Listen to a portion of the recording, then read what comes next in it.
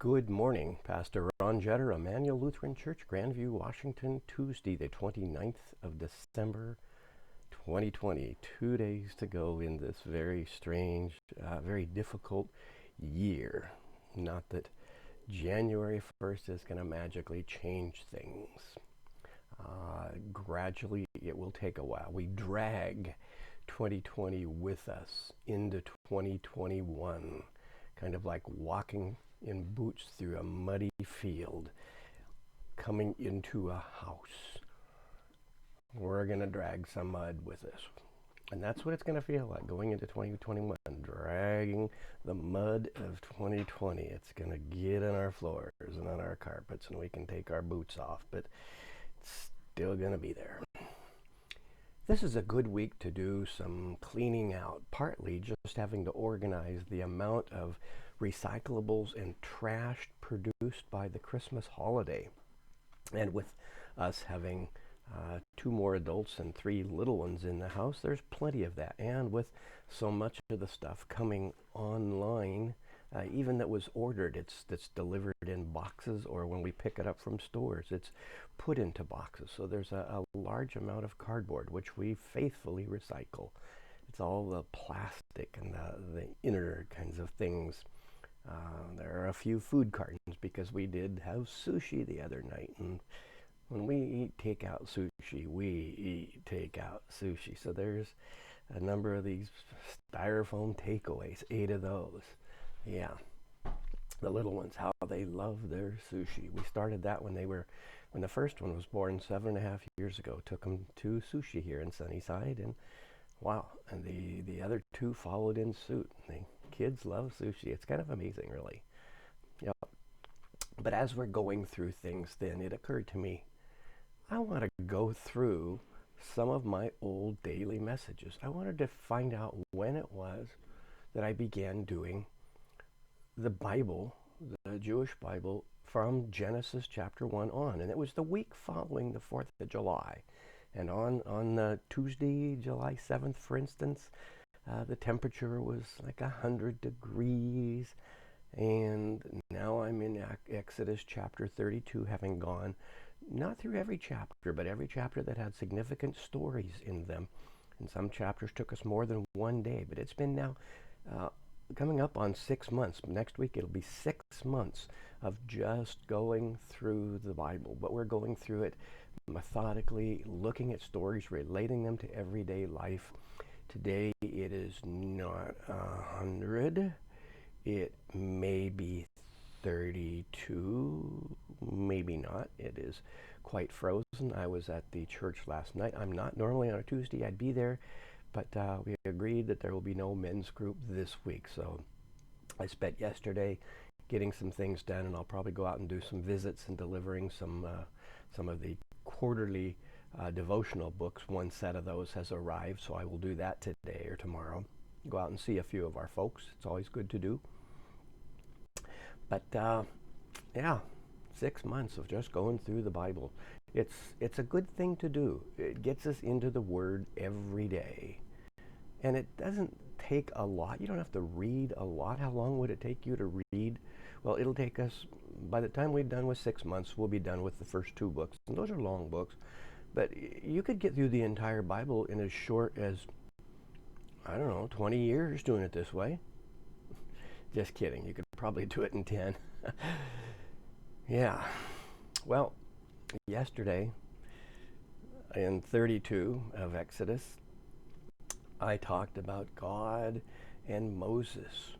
Did God change the divine mind? Because Moses said, "Oh, I know you're mad at these people." You told them, 1 rule, I'm your God. And then every other rule follows from that. Every other commandment follows from that first word. I'm your God. I am God. I am the God. I'm it. There's only one, creator of everything. Every other God is an invention. Every other or seek or lust after or trust or want answers from or seek for guarantees or want a better answer than I'm giving you, they're all up here. Like I've said before, if the God you believe in hates exactly the same people you hate, that God's an invention of your own mind. What God hates in the book of Exodus is the people's actions of abandoning God and thinking, misunderstanding that they can take gold.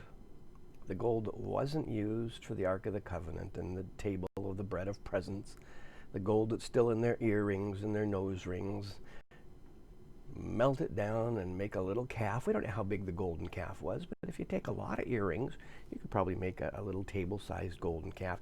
I mean, oftentimes we see storybooks where this calf is life-size. It would take an awful lot of gold to make a life-size calf. Maybe that's why it was a calf and not a full-grown steer. Why a calf? Well, animal gods, think of what they want God to provide. Food. It's pretty big on the list. Food and water. Safety comes next. If you think of Abraham Maslow's hierarchy of needs, where up on the very top we seek self-actualization, becoming all I can be. That's only after I've taken care of everything else. And at the very bottom, if I don't have food, clothing, and shelter taken care of, I can't even work on safety. And yet safety is kind of related to food and shelter, so that's why they're only one step away from each other. But then you can work on some of those social things, and then this enlightenment. Most people are at the lower levels just struggling to get by in their daily lives and keep their families together and maybe have a little bit of fun. The leisure stuff sits up there a ways, developing your hobbies. We live in a society in which a lot of us have the good fortune of having worked our way up Maslow's hierarchy of needs and can have hobbies. I just got a new tool for cutting glass. So I'm going to be doing more glass fusing and glass art, designing glass that then goes into the kiln and gets melted together at some 1475 degrees to create a single layered piece of glass, mosaics. It's something fun. And I still do pottery. I want to make yarn bowls. Bowls about this big that have a little kind of a J cut into them so that you can put the yarn in the bowl and feed the yarn through. A couple of holes for your knitting needles to go in. I made a couple of samples for my daughter-in-law for Christmas a year ago, and they turned out really well. I want to get back to that. That's not where the people of Israel are. They're not up there making fancy pottery. They're making pottery for one purpose: for storing food or water in. Either grain that they've grown, or oil, which has probably been rendered from animal fat, or water. Those are the things. That's food and water. That's what pots are for. So they form a calf because a calf is food. And if you're worshiping the God of food, that God is going to bless you with fertility, give you children, give your heifers more calves, give your ewes more lambs, give your crops more yield. That's what they wanted. A God that they could pray to and would then give them this return. Not a God that they simply had to say, I am your God, you will trust me, because there's no one else. They didn't want that. And Moses, whom they'd come to rely on, had kind of disappeared. He'd become kind of a hermit. But God said, the people are doing something I can't tolerate. So Moses is carrying these 2 tablets. We're now at verse 15. Yesterday I said there's got to be consequences. God said, all right, Moses, I'm not going to destroy the people, but there's got to be consequences. Moses turned, went down from the mountain, carrying the 2 tablets of his covenant. Tablets that were written on both sides, written on the front and on the back. The tablets were the work of God, and the writing was the writing of God, engraved upon the tablets. And as soon as he saw the calf, he takes these tablets and smashes them on the ground. The people are dancing around the calf, and he says, okay, all of you who are with me, come over here. All you Levites, all of you relatives of mine and of Aaron's, all of you sons and cousins, all of us who are of the tribe of Levi, all of us who are of that priestly group that trust me and my God, get over here. So some of them came over, and he says, okay, now take your swords, and every one of you, go and kill a son or a brother, another Levite, another priest who has turned to worship this calf. And they did.